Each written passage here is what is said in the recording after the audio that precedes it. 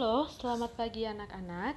Kali ini kita akan masuk ke pembelajaran kita ekonomi, pertemuan yang kelima. Nah, ini adalah gabungan penjelasan mengenai prinsip dan motif ekonomi dari minggu lalu. Nah, kali ini kita akan membahas tentang prinsip dan motif ekonomi. Nah, minggu lalu itu kalian sudah membahas tentang biaya peluang. Nah, kalau untuk biaya peluang itu sendiri, itu hal yang sederhana.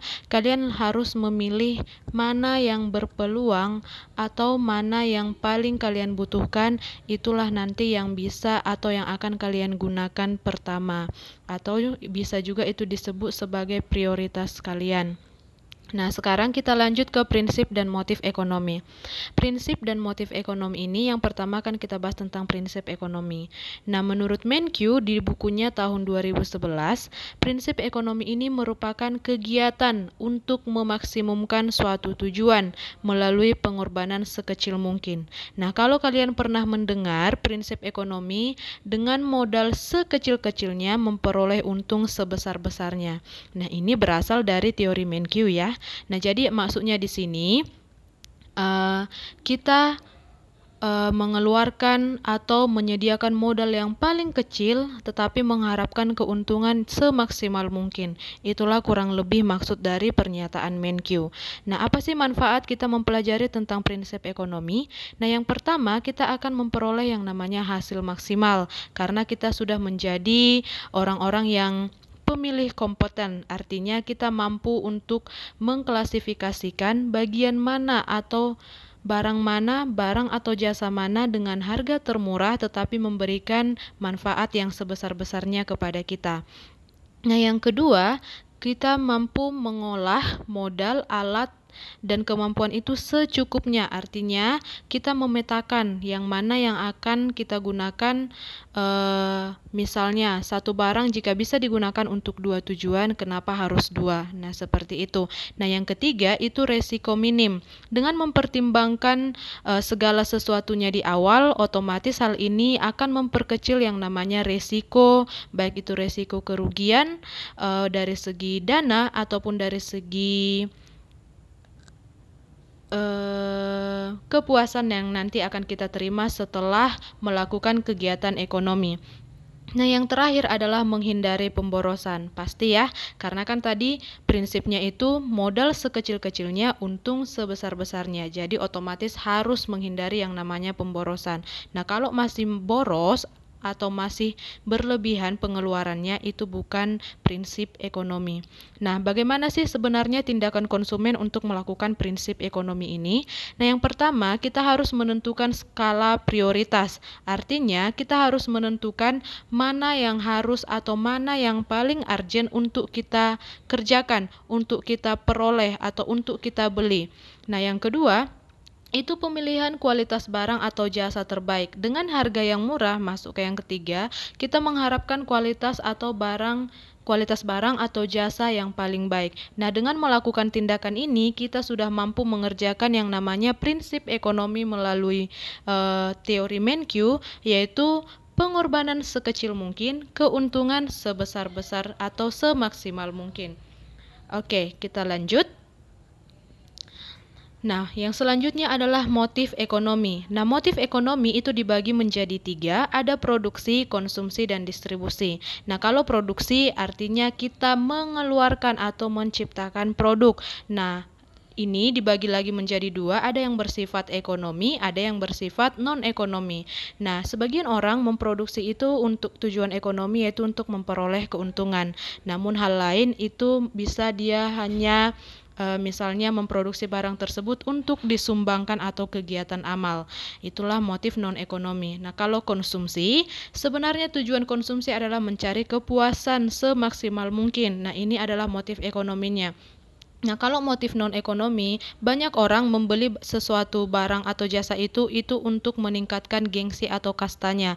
Misalnya, semakin bermerek barang yang digunakan orang, semakin tinggi harga dirinya di mata masyarakat sekitar. Nah, itulah motif kegiatan konsumsi non-ekonomi.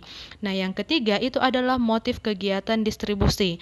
Nah, motif kegiatan distribusi itu menyalurkan. Nah, ini membantu si produsen untuk menyalurkan apa yang diproduksinya itu sehingga nantinya sampai ke tangan konsumen, dan nanti ini bisa dikonsumsi sebagai alat pemuas kebutuhan. Nah, selanjutnya itu adalah pembagian ilmu ekonomi. Nah, pembagian ilmu ekonomi itu dibagi menjadi ekonomi deskriptif, teori ekonomi, dan ekonomi terapan. Nah, kalau ekonomi deskriptif itu adalah ekonomi yang mempelajari tentang masalah-masalah yang terjadi dalam perekonomian. Itu dia kata kuncinya. Nah, selanjutnya itu ada teori ekonomi mikro dan makro. Mikro artinya itu kecil, artinya dia hanya sempit, membahas perekonomian secara sempit. Kalau kalian masih ingat, pengertian ekonomi berasal dari oikos dan nomos, rumah tangga. Nah, di ekonomi mikro itulah yang dibahas, hanya hubungan perilaku individu rumah tangga dengan pemerintah. Nah, kalau teori ekonomi makro itu sudah mencakup keseluruhan. Nah, kalau ekonomi makro, nah dia sudah membahas tentang pendapatan per kapita, dia sudah membahas tentang pajak, pengangguran, inflasi, dan keseluruhannya nanti. Nah, jadi kalau berbicara tentang cakupan luasnya, otomatis ekonomi makro jauh lebih luas, karena di ekonomi makro kalian belajar tentang pendapatan per kapita negara kita Indonesia dan bagaimana penganggurannya, bagaimana pertumbuhan ekonominya yang nantinya akan mempengaruhi pembangunan ekonomi. Nah, selanjutnya itu adalah ekonomi terapan. Nah, ekonomi terapan ini adalah ekonomi yang mempelajari atau mencari jalan keluar dari hasil ekonomi deskriptif.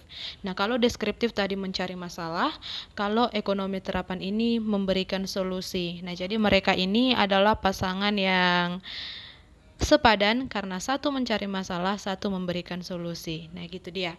Oke, nah selanjutnya itu ada metodologi ilmu ekonomi. Nah, ini hal sederhananya saja. Nah, kalau metodologi ilmu ekonomi ini untuk pengamat-pengamat ekonomi. Yang pertama, tentu harus melakukan observasi dulu. Nah, nanti dari observasi ini akan muncul yang namanya masalah. Nah, nanti setelah ada masalah, kita akan mencari teori yang mendukung untuk masalah tersebut atau yang membuktikan tentang masalah tersebut. Nah, yang kedua itu adalah mengidentifikasi permasalahan. Nah, tadi masalah-masalah ini akan diidentifikasi kembali. Nah, ini masuk ke permasalahan ekonomi yang mana, mikro atau makro. Nah, yang selanjutnya adalah menggunakan asumsi dan model. Asumsi itu adalah pendapat dan model itu adalah teori-teori dari ilmu ekonomi sebelum-sebelumnya, baik itu dari bapak ekonomi ataupun mereka-mereka yang sudah berperan aktif dalam ekonomi itu sendiri. Nah, sebenarnya apa sih gunanya kita mempelajari tentang ilmu ekonomi? Nah, sebenarnya ada 4 hal ketika kita sudah belajar tentang ilmu ekonomi. Nah, yang pertama, ilmu ekonomi mengajarkan cara kita untuk berpikir, mengambil keputusan. Nah, artinya di sini kita bisa mengambil keputusan dengan bijak. Misal, ketika kita mempunyai uang 100.000, nah keputusan untuk membeli barang ini hanya untuk kepuasan atau benar-benar menjadi kebutuhan, itu kita akan mengambil keputusan secara bijak. Nah, itulah kalian gunanya belajar tentang ilmu ekonomi. Nah, yang kedua adalah memahami masyarakat dengan lebih baik. Nah, artinya ketika kita sudah belajar kegunaan ilmu ekonomi ini, kita akan memahami masyarakat lebih baik. Kita akan tahu permasalahan ekonomi di lingkungan sekitar kita atau bahkan di negara kita sendiri. Nah, yang ketiga adalah memahami persoalan-persoalan global. Nah, kalau sudah berbicara tentang global, itu berarti tidak melibatkan satu negara, tetapi melibatkan minimal 2 negara. Misal, kita bekerja sama dengan Amerika dalam perdagangan internasional atau kegiatan ekspor dan impor. Nah, ketika Amerika mengalami defisit dalam pendapatan per kapita atau masalah perekonomian, tentu itu akan sangat berimbas ke Indonesia karena kita menjalin kerjasama dengan mereka. Nah, artinya antara dua tim itu saling mempengaruhi. Nah, kalau semakin maju mereka, tentu kita juga akan semakin dipengaruhi juga. pengaruh ini, perbedaan ini bisa berdampak positif, bisa juga berdampak negatif bagi negara kita sendiri. Nah, yang terakhir itu menjadikan kita menjadi pemilih yang kompeten. Nah, yang seperti Miss bilang tadi, setelah kita membahas tentang semua ilmu ekonomi, prinsip ekonomi, motif ekonomi, itu kita dilatih untuk menjadi pemilih yang kompeten. Artinya yang pertama, kita bisa memilih barang apa saja atau barang dan jasa apa saja yang bisa kita gunakan, yang pada akhirnya ini membantu untuk mendukung kita memperoleh keuntungan semaksimal mungkin dengan pengorbanan sekecil mungkin. Nah, kita akan memilih yang namanya skala prioritas, kita akan mengerjakan atau mencari yang namanya kebutuhan, bukan lagi keinginan. Nah, yang terakhir itu adalah ekonomi syariah. Nah, kalau ekonomi syariah bisa kalian langsung dengarkan dari kata syariah, itu dia syarikat Islam. Nah, jadi mereka jadi dalam ekonomi ini masih tetap diakui bahwa ekonomi syariah merupakan cabang dari ilmu ekonomi, di mana nanti dalam penjalanan aspek-aspek seluruh ekonomi ini mereka menekankan akan syarikat Islam atau ajaran Islam berasal dari yang namanya Al-Quran. Nah, jadi kalau kalian pernah dengar BNI Syariah atau koperasi-koperasi yang berbaur dengan syariah, nah jadi itu semua mereka menjalankan keteraturannya itu merupakan berasal dari Al-Quran atau ajaran-ajaran dengan tujuankan mereka itu berdasarkan ajaran Allah Subhanahu wa Ta'ala. Nah, seperti itu dia.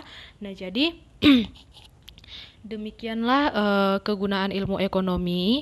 Nah, jadi dengan pembelajaran ini kalian diharapkan mampu untuk mengaplikasikan atau melakukan tindakan-tindakan yang nantinya akan membantu kalian untuk mencapai yang namanya prinsip ekonomi itu. Nah, jadi semangat dalam berhemat, semangat dalam menabung. Nah, jadi mulai dari sekarang sudah bisalah kalian untuk meminimalisir pengeluaran kalian, menghindari keborosan kalian, dan mengutamakan kebutuhan daripada keinginan. Selamat pagi, sampai jumpa di pembelajaran berikutnya.